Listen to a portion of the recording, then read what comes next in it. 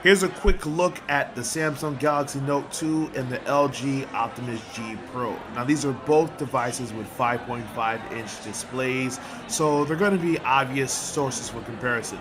They also have similarities with the way they structure their software. As you see, they both control brightness and quick toggles in the drop-down menu.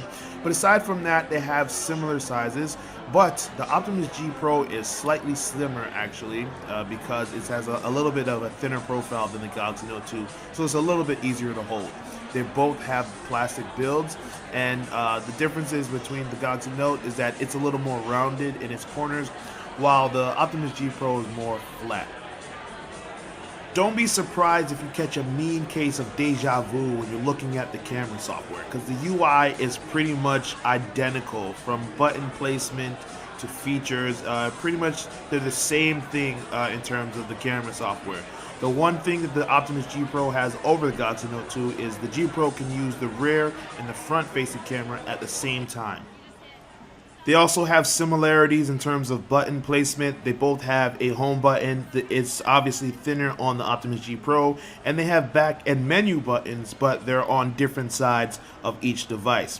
When you look at the back, they're both a glossy plastic.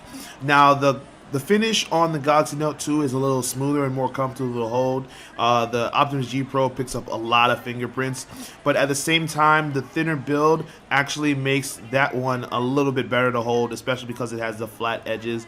They're just very comfortable. They both have micro USB charging ports at the bottom, and they have volume on the left and power button on the right hand side. Being the newer device, the Optimus G Pro is obviously going to come out ahead on certain aspects. For instance, it's got a 1.7 gigahertz quad-core processor, the Snapdragon 600, which is just a beast. The Galaxy Note 2 has a 1.6 quad-core from Exynos Samsung.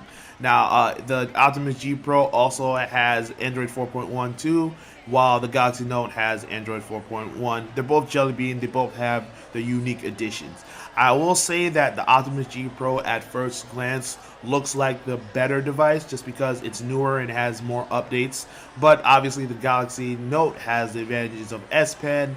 Samsung's going to update it to Android 4.2 later this year, and there might be some upgrades that make it more compelling as well. So we'll do a more detailed comparison soon, but for now, this is just an early look at the Optimus G Pro and the Samsung Galaxy Note 2.